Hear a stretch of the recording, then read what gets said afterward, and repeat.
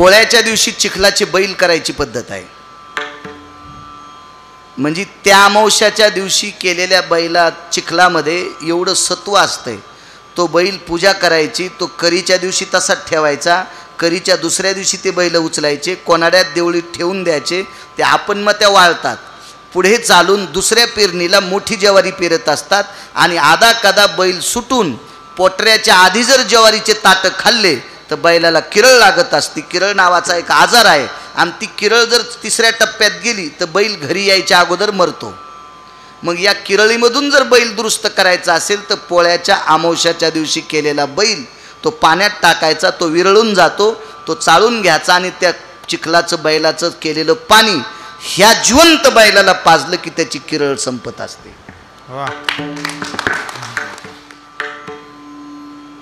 आणि त्या पंतरळीवर त्या दुर्णावर जेवल्यावर कोणालाच आजार होत नव्हता.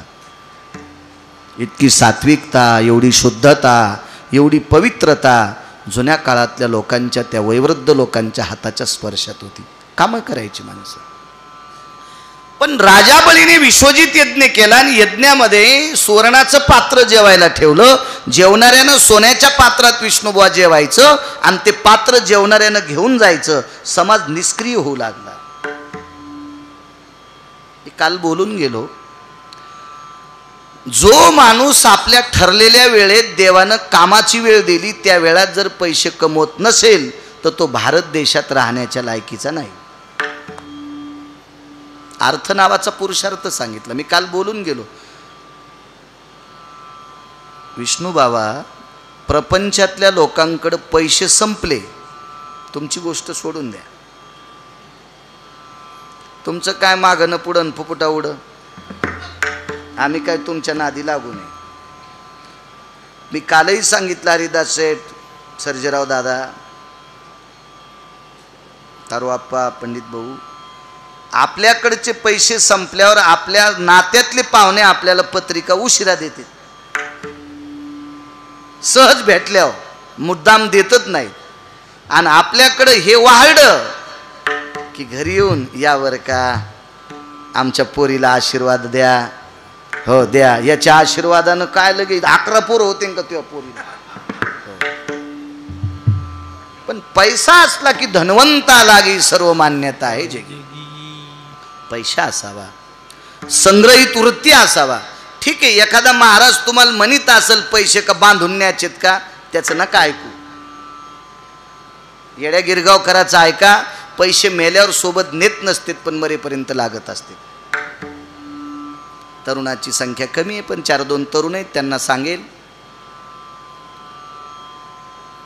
2 लाखाचा मोबाईल घेणाऱ्यापेक्षा ज्यानं 2 तोळ्याची अंगठी केली त्याची गिरगावकर पाठ थापतील. ज्यानं 2 तोळ्याची अंगठी बोटात घातली का मी त्याची पाठ थापतील. 3 तोळ्याचं कड हातात घाल त्याची पाठ थापतील. 5 लाखाचा मोबाईल घेतला तरी पाठ थापटिणार नाही. का? विष्णू बाबा सकाळी 10 वाजता घेतलेला मोबाईल 4 वाजता इक्रीस काढा. अजय किती पैसे येतील ते त्याचे?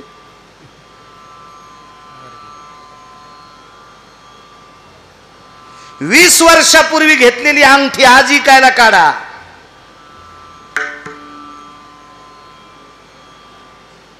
लाख रुपये.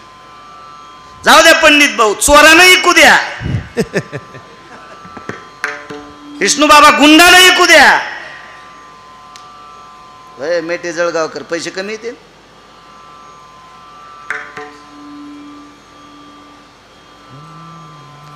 आणि मोबाईल काढावर हरिदास शेट्टी करी सकाळी घातलं.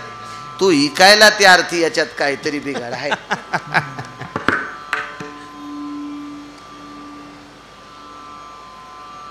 अंगठीचा फायदा काय सांगू तुम्हाला. अंगठी जर वजनात 2 तोळ्याची 2 लाखाची जर बोटात घातली तर परिस्थितीत कामी येईल. आई आजारी पडली मोडून दवाखान्यात नाही, बाबा आजारी पडले मोडून दवाखान्यात नाही, बायको आजारी पडली मोडून दवाखान्यात नाही, लेकरं आजारी पडले तिचा काटा काढते अंगठीचा पण दवाखान्यात नाही, लेकराच्या शिक्षणाला अडचण आली अंगठी मोडून शिक्षण शिकवतो. मोबाईल इकून शिक्षण करता येतं का? दवाखान्यामध्ये नातेवाईक ॲडमिट असावा आणि 5 लाखाचा मोबाईल असू द्या गिरगावकराकडून, गिरगावकरांना म्हणा हरिदास शेठ एवढा घ्या बरं. ते म्हणतील न गो 5 लाखाचा मी नाही वापरीत. पहिली गोष्ट 5 लाखाच्या मोबाईलला विष्णूबाबा गिराईकच सापडणार नाही. पण 10 लाखाचं कड घाला, गिराईक लागायचं नाही. सोन्या लागत शेठ पावला पावलाला दुकान तुम्हाला हजरच. मोबाईल घेण्यासाठी विकत घ्यायला तुम्हाला दुकानं सापडतील, पण मोबाईल इकायसाठी दुकान सापडत नाही. सोनं विकत घ्यायला बी दुकान सापडत आहे आणि सोनं इकायलाही दुकान सापडत आहे. म्हणून या राज्यातल्या या महाराष्ट्रातल्या तरुणानं चांगल्या प्रतीचं काम करून आपण द्रव्याचा साठा करत जा, आपल्या अडचणीत कामी येत राहील. पैसे सोबत नेत नसते. हरिदास शेठ केळी घरी आणल्या सालटे खातेत का मधलं खातेत? मधलं. सालटे खात नाहीत. मग सालटे खात नाहीत तर मग तुम्ही घरी कशाला आणले ते सालटे? हो सर्जेराव दादा, सोलून काऊन नाही आणले तुम्ही? आम्हाला काल फराळाला केळी वाढल्या होत्या ना, कातड्या सगट वाढल्या ना, मग तुम्ही कशाला बाजारातून आणलं? वजन झालं नाही तुम्हाला त्याचं? ते सोलून आणायला पाहिजे होत्या. आपण आणतेत का सोलून? नाही. का? केळीचा मधला गाभा सुखरूप येण्यासाठी सालटे सोबत आणीत असतात. घरी आल्यावर सालटे खात नसतात, पण केळीचा मधला गाभा सुखरूप येण्यासाठी घरापर्यंत सालटे आणीत असतात. तसं पैसे मेल्यावर सोबत नेत नसतात, पण मरेपर्यंत लागत असतात म्हणून सांभाळीत असतात. कर्तव्यता असली पाहिजे आपल्याकडे, कर्तव्यता. एवढा मोठा दिव्य मंडप बांधला आदरणीय विष्णू महाराज. सिमेंट कॉन्क्रीटचा मंडप आहे. एका एका कॉलमला खर्च किती झाला असेल, त्याला स्टील किती लागला असेल. हाही पर्यायी मंडप केला मोठासा आपल्याकडं. हे करण्यासाठी सुद्धा महाराज पैसेच लागलेत. म्हणजे या देशामध्ये जितकं तुम्हाला चांगलं काम करायचं असेल तितकं काम पैशाशिवाय होतच नाही. मग पंगत असेल, तीर्थयात्रा करायची असेल, काही एखाद्या ठिकाणी काही देणगी द्यायची असेल, त्यासाठी पैसे लागतील आणि ते तुम्ही कष्टानं कमवलेली पाहिजे. राजाबळीनं सुवर्णाचं ताट जर सर्वसामान्याला देत असेल तर ती माणसं काम करणार नाहीत. आणि या देशातली प्रजा निष्क्रिय करणारा राजा देशात नसावा म्हणून पाताळात घालायचं ठरविलं. वामनांच्या रूपामध्ये प्रभू आले. भगवंताच्या हातामध्ये पळसाचा दंड आहे, हातामध्ये छत्री आहे. तुम्हाला एक माहित आहे का, देवाच्या प्रत्येक अवतारात लक्ष्मी सोबत आहे. प्रत्येक अवतारात लक्ष्मी सोबत आहे, प्रत्येक अवतारात. तर एक जण मला म्हणे, महाराज वामन अवतारात लग्नच झालं नाही, मग लक्ष्मी कुठं होती? छत्रीच्या रूपात. वामन अवतारात लग्न झालं नाही ना, हातातली जी छत्री आहे का तिच्या रूपात रमा आहे, छत्रीच्या रूपात लक्ष्मी आहे. बापू पुराण इतकं गोड आहे. याता करता गाथा ज्ञानेश्वरी वाचून जितका वेळ भेटेल का तितका पुराणासाठी द्यायचा. आणि पुराण वाचिल्याच्या नंतर कोण नाव ठेवणार आहे? माझे तुकोबाराय मान्यता देतात, पाहावे पुराणे विचारून. लक्ष्मी सोबत आहे प्रत्येक. छत्री हातामध्ये, दर्भाची चटई आहे काखेमध्ये, कमलंडू आहे आणि हातामध्ये पळसाचा दंड आहे. तुमच्याकडे आणतात की नाही काय माहित, पण आमच्याकडे पोळ्याच्या दिवशी आणतात ना. त्या जोआच्या दोन्ही ज्याच्यात शिवळा घालतो का त्याच्यात 5 पानाचा डाखळा, नसला तर कोणताही घालायचा, आणि त्याच्या खालच्या देठाला इकून द्वारा तिकडं तिकून द्वारा इकडं बांधायचा. पोळ्याच्या दिवशी चिखलाची बैल करायची पद्धत आहे. म्हणजे त्या अमावस्याच्या दिवशी केलेल्या बैला चिखलामध्ये एवढं सत्व असतंय. तो बैल पूजा करायची, तो करीच्या दिवशी तसाच ठेवायचा. करीच्या दुसऱ्या दिवशी ते बैल उचलायचे, कोणाड्यात देवळीत ठेवून द्यायचे. ते आपण मग त्या वाळतात. पुढे चालून दुसऱ्या पेरणीला मोठी ज्वारी पेरत असतात आणि आधा कदा बैल सुटून पोटऱ्याच्या आधी जर ज्वारीचे ताटं खाल्ले तर बैलाला किरळ लागत असते. किरळ नावाचा एक आजार आहे. आणि ती किरळ जर तिसऱ्या टप्प्यात गेली तर बैल घरी यायच्या अगोदर मरतो. मग या किरळीमधून जर बैल दुरुस्त करायचा असेल तर पोळ्याच्या अमावस्याच्या दिवशी केलेला बैल तो पाण्यात टाकायचा, तो विरळून जातो, तो चाळून घ्यायचा आणि त्या चिखलाचं बैलाचं केलेलं पाणी ह्या जिवंत बैलाला पाजलं की त्याची किरळ संपत असते. महाराज, माणसं शिकलेली कमी होती हरिदास शेठ, पण बुद्ध्यांकाचं शिखर हिमालयाच्या उंचीला लाजवील इतकं शिखर माझ्या महाराष्ट्रातल्या पवित्र लोकांच्या डोक्यातली विद्वत्ता होती. एवढं डोकं होतं, एवढी विद्वत्ता होती. एक जणाने विचारलं, जिवंत बैला असल्यावर चिखलाचे कशाला कर? अरे सोमळ्या, तुला अकलीचे कांदे आहेत का? याच्यासाठी करीत असते. जुन्या लोकांचे वाभाडे काढू नका, ती लोकच होती.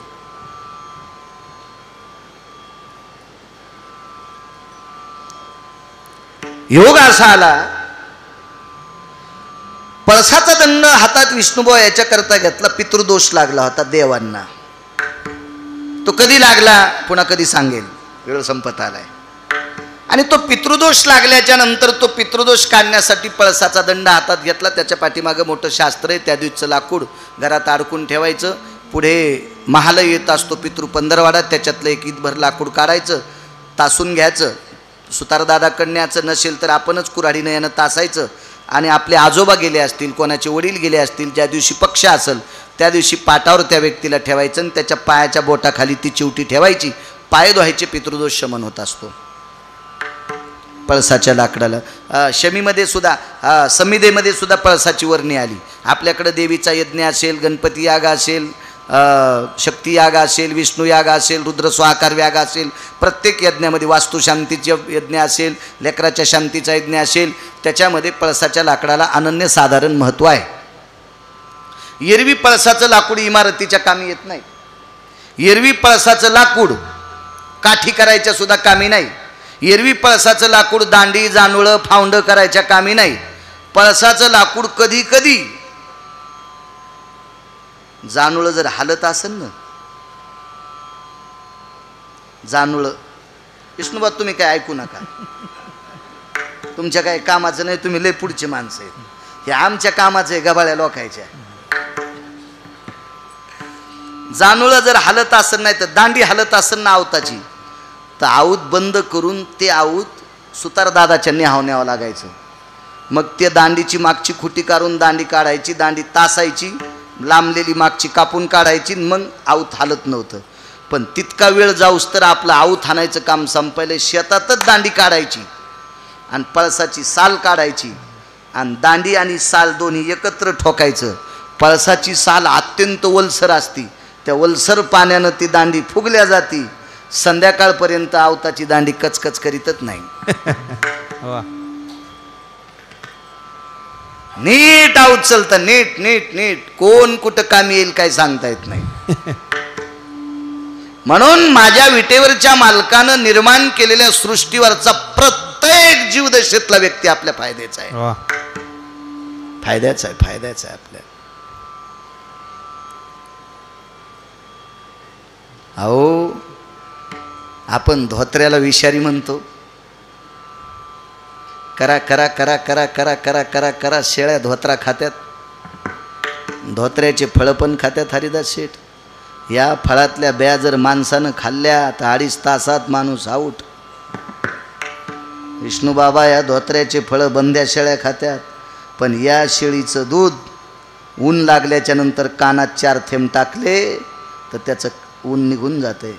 सन सन सन सन वाफा निघत्यात आणि त्याचं ऊन लागलेलं शांत होते. त्या शेळीचं दूध तळपायाला लावा, तळ हाताला लावा, कारण शेळी पवित्र नाही, शेळीनं खाल्लेला आहार पवित्र आहे. मग शेळीचं दूध औषधी आहे पण पवित्र नाही.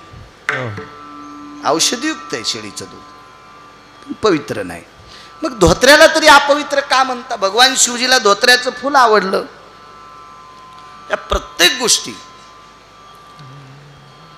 आपल्या शेतात आता हलक्या जमिनीवर आघाडाला बेजार करतो, कॅनाला बेजार करतो. त्या कॅनल रघुमामा इचक्या गवत म्हणले, ते म्हणले इचका लय झालाय तुमच्या रानात, हळदीचा आमचा काही पट्टादार साहे की कोणी त्याच्यात इचका झाला. मला कळत नाही इचका कशाला म्हणले. ते म्हणले किती इचकू दे हातालाच येत नाही. म्हणलं त्याला केना म्हणते रघु मामा.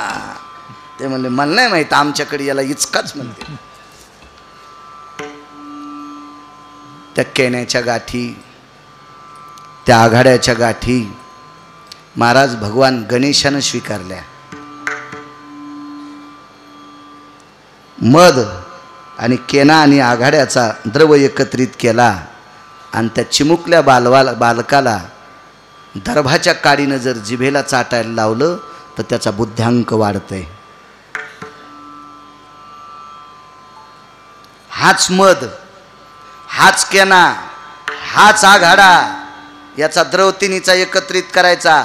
अर्घ नावाची काडी घ्यायची दर्भाची, अर्घ चुकून बोलू, दर्भाची काडी घ्यायची आणि पाळलेल्या पोपटाच्या जिभेला 6 महिने त्याचा प्रयोग करायचा.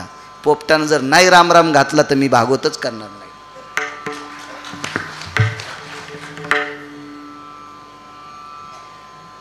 इतकी ताकद त्याच्यात आहे, इतकी शुद्धता, इतकी शुद्धता, इतकी शुद्धता. या विश्वाच्या मालकानं निर्माण केलेली सृष्टी. चला असू द्या, काय सांगत होतो, काम करत जावा, 2 पैसे उशाला असावा, अडचण येत नाही. शेठजी लाचारी सहन करायची वेळ येत नाही, पण काम केलं पाहिजे माणसानं. लोकायला वाटतंय आपण श्रीमंत झाल्यावर काम कसं करावं. मंत्र यायचा ना आपला हिसाब लागतो का? तुम्हाला एकूण एकाची शपथ आहे, राहिली सायली मग ही तुम्हाला शपथ आहे.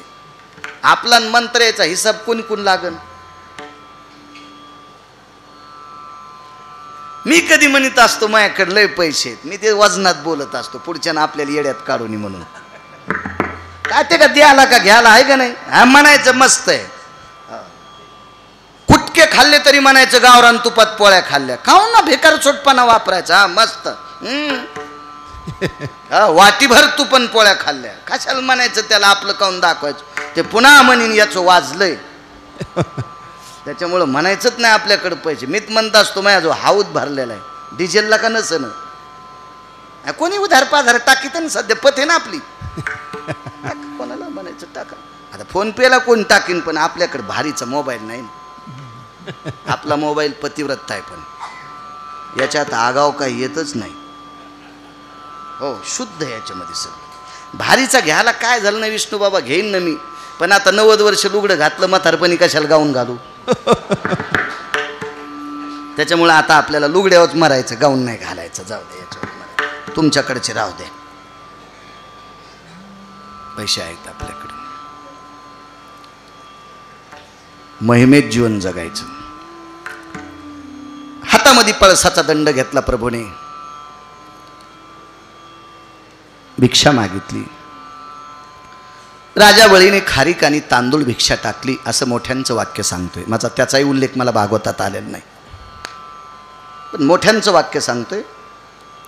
तंदुला दियो भिक्षारजवं दातृत्वा. तांदूळ टाकले, खारीक टाकली, भगवंताला वामन प्रभूंची पूजा केली आणि काहीतरी मागायला लावलं. सर्वांना ज्ञात आहे, त्रिपाद भूमी मागितली, पृथ्वी आठविली, ब्रह्मांड आठविलं, दुसरा तिसरा कुठं ठेवू. तुका म्हणे बळी जीव दिला पाया तळी. स्तुती यडगळाला पण आवडती, नालायकाला पण स्तुती आवडती, म्हणून स्तुतीचं लग्नच नाही. स्तुती नुसत्या महाराजाच्या जिभेवर बसली, माननीय आदरणीय आमके आमके, ती इथंच बसली जिभेवर. स्तुतीचं लग्नच नाही, कारण स्तुतीला भंगिरी आवडत नाहीत आणि चांगल्याला स्तुती आवडत नाही, म्हणून स्तुती बिनलग्नाचीच खिशात बसली. बिनलग्नाची स्तुती.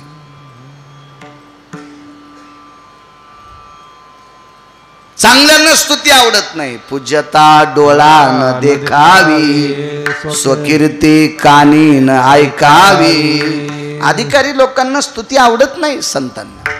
न करावी स्तुती माझी संत जनी, न करावी स्तुती माझी संत जनी न करावी स्तुती माझी संत जनी न करावी स्तुती माझी संत जनी होईल या वचनी अभिमान होईल या वचनी अभिमान होईल या वचनी अभिमान होईल या वचनी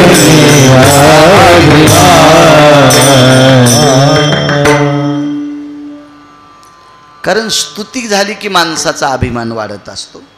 नकोय. गेलो आम्ही बसलो तिथं. बर बर बर बर तो काय चाललं बाळू? काय नाही. 2 पावणे 3 एकर जमीन आहे. तुमच्या पलीकडून 2 पट्ट्यावाला. हो मला माहिती आहे ना बिबीवालं. हो हो तुलाच का अजून काय ऐकलंस? नाही आहे अजून ऐकायची अडचण नाही आली. काय नाही बरं आहे सध्या आहे जशाल तसं ठेवलं. काय लावलं त्याच्यात? नाही कापूस लावलाय. बर बर मग पाळीचं याचा काय मेळ? काही नाही दादा मागत असतो बैल एखाद्याला. आता 10-12 दिवस झालं बैल कोणाची भेटलेत नाही आणि वापशावर आणे एवढं तण झालंय. बर बर बर बर आमचा गडी बाजाराला गेलाय. घेऊन जाय बैल. दादा तुमचे बैल नेऊन आऊत कोणाचं लावू? येठण कुठून आणू? येडपटेस का काय? आमच्या बैला दुसऱ्याचं आऊत जमत असतं का? हा आऊत आमचं, येठण आमचं आणि बैल बी आमचे. मी म्हणलं दादा तुमचे बैल इतके महागा मोलायचे, हाळीच्या बाजारातून आणलेला 2.5 लाखाचा जोड आणि आमची जमीन जरी अशी जरा खंटाळी जमीन आहे. अरे हा ना आकारानं. पण दादा आमच्या जमिनीत गवत कुसळे. तुमच्या बैलाला महालेर खाचा नाद आहे. महालेर कळतं ना? हो पवना खाचा नाद आहे. हां मका खाचा नाद आहे. आणि आमच्या रानात पवनान महालेरन मका चित्रात नाही. जाऊ दे बाबा पोथी हे वाचितूस. 2 पेंड्या मका आमचीच कापून माहीत. 2 गाईन 2 वाघारी होत्या. हो एका वाघारीचं नाव मंजुळी, एका वाघारीचं नाव दुशाली. अशी कुपाट्यावरून उडी टाकीत होती दुशाली. त्या वाघारीचं नाव दुशाली. हो आणि मी जवळ असल्यावर मन धरून भावताल राहायची. तोंड बाजूला गेलं की दुसऱ्याचे बोंड खात होती. तिचं नाव मंजुळी. अशी मंजुळा वगार होती. दोन्ही बी मारवाडी जातीच्या म्हशी होत्या. तिकडच्या मारवाड प्रांतातल्या होत्या मारवाडी म्हशी. गाई गावरान होत्या. तर आमच्या गाई म्हशी कुसळं गिसळं ते खाच्या गवत ते कुसळं गेल्याच्या नंतर पायानं खुंदळलं की मग खात होत्या. 2 पेंड्या मका.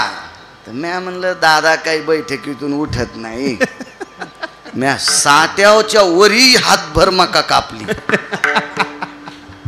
आणि त्याच्या चितला एक आखुड्या कासरा घेतला. ताणून मानून वरी बसलो. हप्ताभर मंजुळी दुशाली दोन्ही गाई मका खात होत्या. आणून बैल चारले, खाऊ घातलं, बांधलं. काय दादा काय बैल आहेत तुमचे. वा वा वा काय पास आहे दादा. तुमच्या पासानं गवत निघत आहे आणि दुसऱ्याच्या पासानं निघत नाही का? पण वर्णन करायचं. दादा म्हणले गडी इथं बी असला बाजाराची नको वाट पाहत जाऊ. तुला काम पडलं ना गड्या सगळं टाऊत नेत.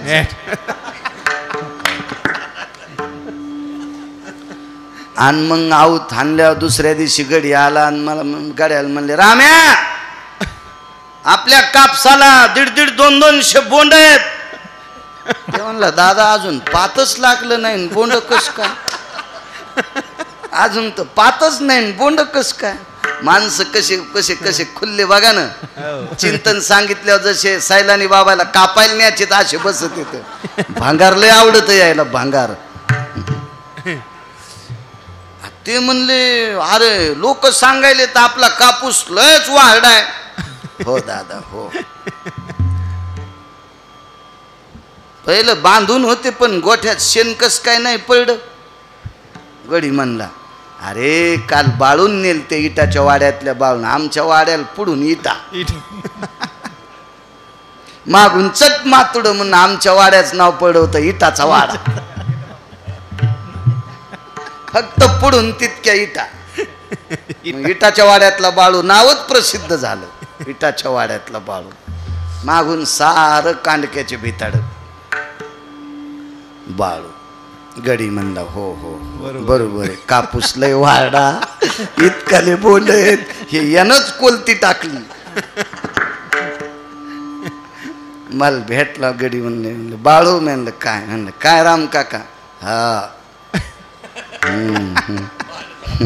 चांगलं लोणी नेल तसं आमच्या दादाला लावायला म्हणे. म्हणलं त्या लोण्यामुळंच बैल दिले, साठाभर मका नेली. हो म्हणले एक पाटगभर मका कापलेली दिसली, इतके आमचे बैल कसे खाते? म्हणलं आमची दुशाली मंजुळी लुसलुस करू लागल्या त्याच्यामुळं नेलं. आपल्याला जर काम साधवायचं असेल तर इतकं गोड बोलावं लागेल. काही काही लय बोलण्यात येडे बापा. आमची इथली एक बाई तुपाला गेली. जिजी ताकाला गेलती. ताक आहे का? जिजीनं असं पाहिलं. जिजी लय दाड होती, ती नवऱ्याला ताक देत नव्हती तर दुसऱ्याला देती का अशी पाहिल्या बरोबर. पण ते नवीन लग्न झालेली पोरगी होती, तिला वाटलं विचारावा ही. पण ही ताकाला जाणं एक जण तुपाला येणं संगत झालं. जिजी तूप आहे का? किती पाहिजे? 20 किलो. बाई जिजी म्हणली 2 महिन्यात छटाक तूप विकलं नाही, पण तो पायगुण किती चांगला आहे पाय बरं. तो या पायानं 20 किलोचं गिऱ्हाईक आलं, बस तुला 1/2 किलो तूप फुकट देते. मरावा का नाही नीट. ती त्या पुढच्या माणसानं पैसे असं गठुडं पुढं ठुलं आणि जिजीनं तराजू गिराजू असं पुसून घिसून काढलं, पासांग केलं डब्याचं आणि तूप मोजू लागली. तितक्यात ही निघाली जग घेऊन रिकामाच. तर ते तुपाला गिऱ्हाईक आलेलं. ते म्हणलं बाई तुला 1/2 किलो तूप फुकट द्यालेत काऊन नेईन? ते म्हणली हिच्या इथलं दूध तूप दही ताक लोणी मी कशीच पाहत नाही. काऊन? हिच्या म्हशी कवाबी हागंदारीलाच चरत्यात. त्यानं पैशाचं गठुडं उचललं, डबं उचललं, ते घरी गेलं. पाश काय काय बोलणार आगाऊच न माणसं असते. असं बोलल्यावर कुठं काम होत असतं का? अवघड काम बाप्पा.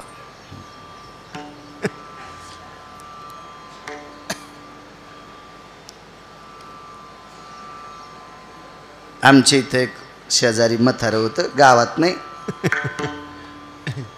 असं रानात राहत होतं. मी गेलो भेटायला. माझ्या संग 1-2 असेच दात पडलेले, म्हणजे हे दात नाही आकलीचे दात.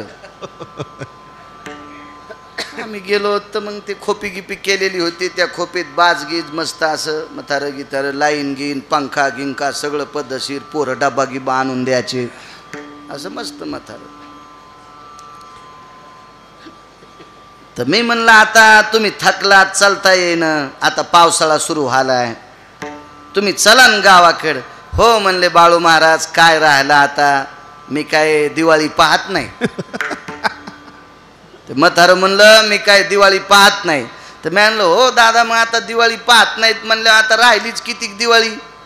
तुम्ही गावाकडं चला, गावातली सारी लोक बोलतील हे होतील अमकं तमकं वगैरे वगैरे, आणि चला गावाकडं. बरं बरं बघतो. तर आमच्या संघ जे दोघं होते का त्याच्यातलं एक म्हणलं हो ना आता इथं तुम्ही खोपीत मेल्या पुन्हा गावाकडं न्या, तिथून खांद्यावर घ्या, मसन वाट्यात न्या, अवघडच आहे ना. तर दुसरं म्हणलं कशाला घरी न्यायचं, खोपी सगळ्यात फुकायचं. आणि म्हाताऱ्यानं आम्हाला नरमीचा हुरडा सांगितला होता. आता असं म्हणलं ते हुरडा खाऊ घाली तर वय. आमच्या संघचं म्हणलं घरी कशाला न्यायचं, खोपीलाच काडी लावायची मेल्या. त्यानं गड्याला सांगितलं नरमीचा नकून कडकीचा नकून कोणताच नको यायला काढून दे, पाणी देऊ नको. असे भाषा काय अशी असल्यावर कसं शक्य. चला राजा बळी हा इतका काटेकोरपणाने बोलत होते, पण देव माना खाली घालून ऐकत होते. त्याला माहिती आपलं याच्याशी काम आहे. बळीनं सांगितलं मी मागावा तुमचा घेतला, सगळं काम शोधित आलो तुमचं मागचं, पण तुम्ही आमच्याशी आधटपणानं राहता. चला भाऊबंद आहेत, माझ्याकडे आलात, तुमचं मी काम करतो पण फुकट करणार नाही. काय घेताल? समुद्र मंथनातून जेवढ्या वस्तू निघतील त्याच्यातल्या अर्ध्या घेऊ. बर बर बर बर. देव म्हणले काय हरकत नाही, अर्ध्या देऊन टाकू. पण बळी लय हुशार होता. बळीने विचार केला, वस्तू जेवढ्या जेवढ्या अर्ध्या हे चांगल्या हे घेतील आणि अर्ध्या यायच्या ज्या कामाच्या नाही त्या आपल्याला देतील. बळीने सांगितलं तसं नाही. पहिली वस्तू निघल्याच्या नंतर ती कोणी घ्यायची ते आत्ताच ठरवायचं. पहिली जर तुम्हाला असेल तर दुसरी आम्हाला, दुसरी आम्हाला असेल तर तिसरी तुम्हाला, तिसरी तुम्हाला असेल तर चौथी आम्हाला. एक तिकडं एक इकडं, एक तिकडं एक इकडं, म्हणजे कोणाच्या नशिबानं कशी बी येऊ मग वाटण्यासारखे. तुम्हाला आंब्याची मोजणी कळत होती का? आंबे पहिले तोडायला माणसं येत होते ना, खुडीनं आंबे उतरीत होते. खुडी म्हणतात का काय तुमच्याकडे?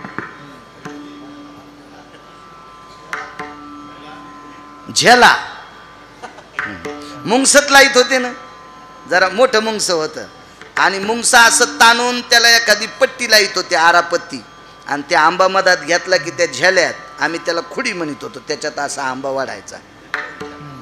हा, टाकायला झेला, हा, आणि वाढायला खुडी. वरून आंबा खाली पडलं फुटत होता आणि त्याचं लोणचं नासत होतं ना, मासात टाकता येत नव्हते म्हणून झेल्यात टाकायचे. इतकंच माहीत असेल तुम्हाला. माशा टाकायच्या काय म्हणतात पंडित भाऊ? त्याचं नाव आहे खरं. अजून पुन्हा काही सांगू का वेगळं? बस झालं इतकंच. गोपाल कृष्ण भगवान की जय. हे झेलान खुडी बी तुम्ही वयस्कर आहेत म्हणून तुम्हाला पाठ आहे. पंडित भाऊ या जीनच्या पॅन्टीवाल्याला झेला कळण याय ना, घरच्यालाच झेललंय आणि कशात टाकी ते काय माहित. आता झेलू झेलू यायला काय झेला आणि ते कळणार आहे. तर ते आंबे उतरणारा, बरं आंबे तोडता तोडता आंब्याच्या देठातून तेल निघतंय, ते किती चांगलं असतंय. बेकार असतंय आपा. आणि ते तोडता तोडता जर डोळ्यात पडलं तर जितके थेंब गालावर पडतील हरिदास शेठ तितके चट्टे महिना महिना निघत नाहीत, इतकं तेल इखारी. आणि तरी त्यानं लोणचासाठी तोडायचं असतं, त्याला इकायची थोडेच. वर्षभर गरीब माणूस भाजी भेटत नाही, लोणचाची फोड टाकली, गेले शेतात, त्या लोणचासोबत दुपारची सकाळची भाकरी खायची, कधी कधी संध्याकाळी खायची. याच्यासाठी गरीब आंबे तोडायचे मोठाले याच्या घरचे. तर मोठाले आंबे तोडल्या, ते तेल थिजल्या, मग मापायला याचे. माप कोणता होतं माहिती आहे का? सायखडीचं. तुला नाही कळत, तुला कुठून कळणार आहे? आणि तुम्हाला तरी कुठं कळत? जरासं फकीरराव महाराजाला माहीत असेल, बापू तुला नाही. सायखडीचं माप पाडे आणि 6 आंब्याचा पाडा.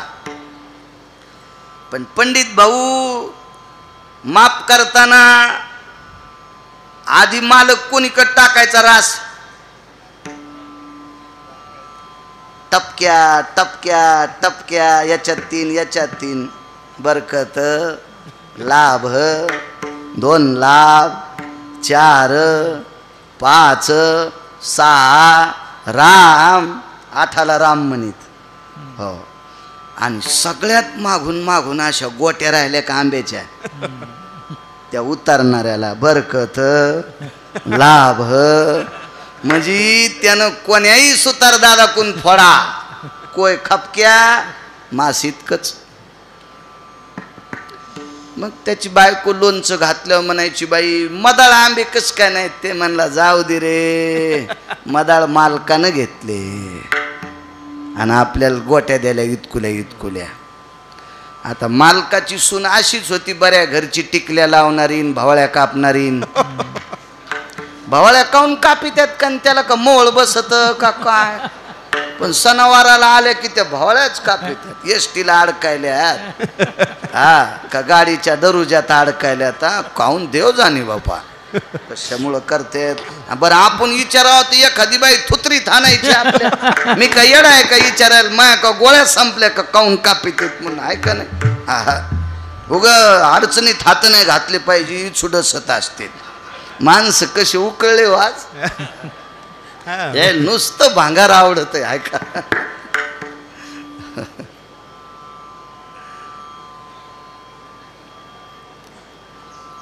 आणि मग ते लोणचं गेलं नासून.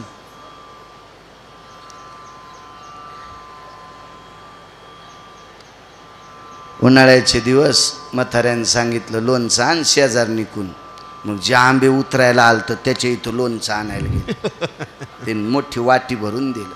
म्हातारं म्हणलं अरे काय आपल्या आंब्याचं लोणचं असतंय, कोणाची तू आणलंस?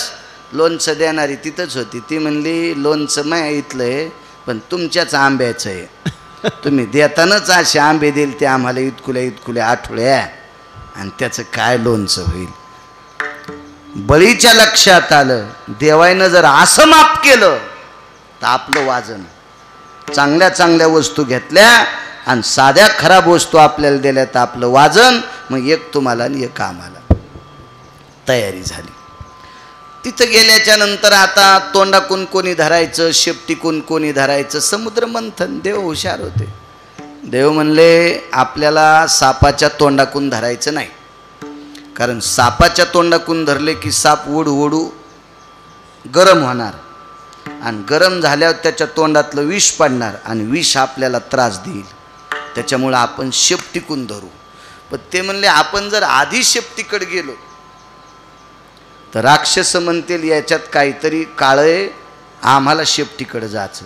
मग देव म्हणले आपण पळत पळत जाऊन तोंड धरा. आणि त्या वासुकी सापाचं तोंड धरलं. राक्षस म्हणले तोंडाकून कसं काय? नाही म्हणले आम्ही देव आहेत, आम्ही पायाकून नसतो.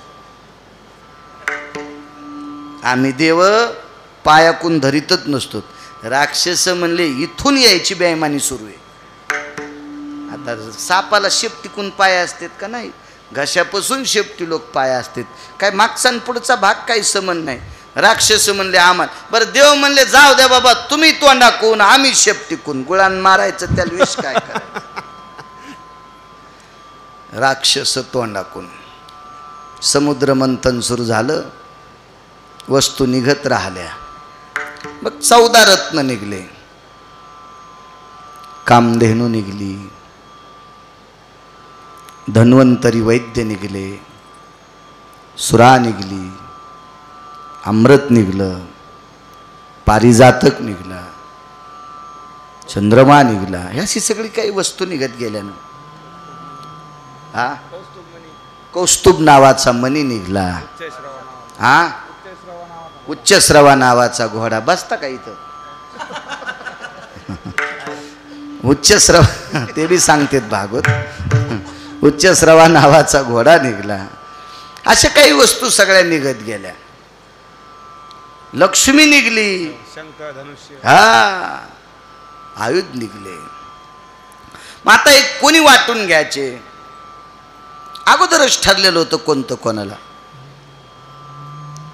उच्चश्रवा नावाचा घोडा राजा बळीला गेला. ऐरावत नावाचा हत्ती इंद्राला आला. कामधेनू नावाची गाय ऋषीमुनींना देण्यात आली. विभागण्या झाल्या.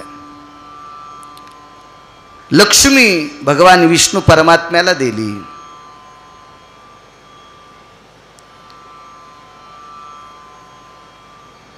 पारिजातक स्वर्गात लावला, अमरपुरीत लावला. अशा सगळ्या काही वस्तूच्या विभागण्या झाल्या. मला भाग सांगायचा फक्त सुरा आणि पियुष. पियुष म्हणजे अमृत. ह्या 2 वाटण्या राहिल्या. अमृताची वाटणी राहिली आणि सुरा म्हणजे मध्य. मध्य म्हणजे तुम्हाला सर्वांना ज्ञात आहे. मध्य काय मी त्याचं खालचं नाव सांगायची गरज नाही, ज्ञात आहे सर्वांना. हे कोणी घ्यायचं? महाराज राक्षसांनी सुद्धा विचार केला मध्य आपल्याला नकोय.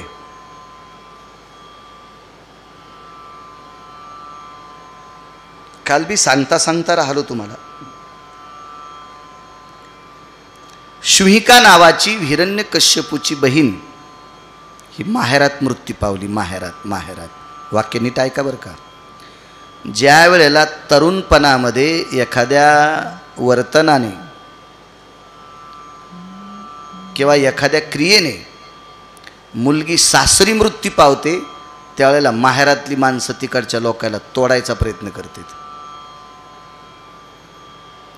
पण ही मुलगी माहेरात मृत्यू पावली भावाच्या घरी. आता भावाच्या घरी मृत्यू पावल्याच्या नंतर तिच्या नवऱ्याचं नाव होतं विप्रचिती.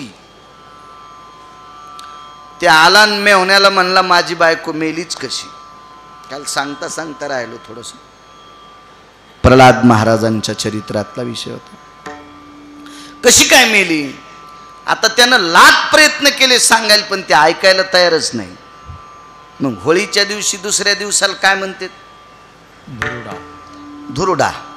आपल्या मराठवाडी भाषेत त्याला धुरुडा, शास्त्रोक्त भाषेमध्ये धुलीवंदन, धुरुडा म्हणते.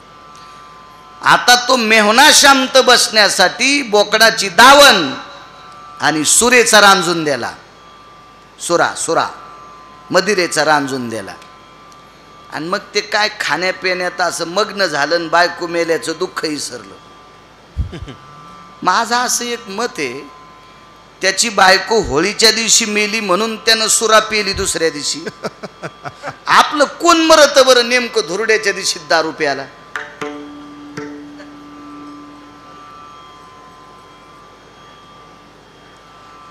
धुरुडा हा सण आपला नाहीये. धुरुडा हा सण राक्षसाच्या कुळातल्या विप्रचिती नावाच्या राक्षसाचा आहे. आपला धुलीवंदन आहे. त्या दिवशी चांगल्या प्रतीची माती अंगाला लावणे. त्या दिवशी जर तुम्ही शेतात जाऊन थोडं ऊन पडलं असेल तर अशा वेळेला काळी माती चाळून घ्यायची, ती माती ओली करून अंगाला लावायची.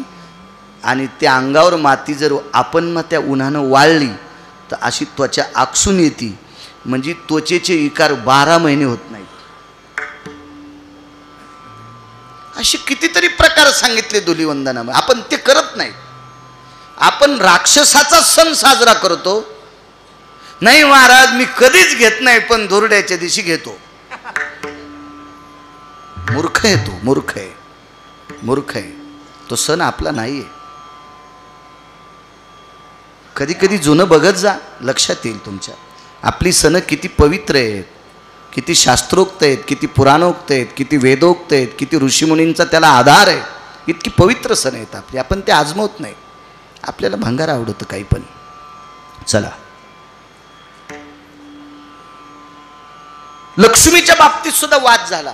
राक्षसांना वाटायची मला असावी, देवांना वाटायचं मला असावी. देवात पण वाटायची, प्रत्येक देवाला वाटायचं मलाच असायची.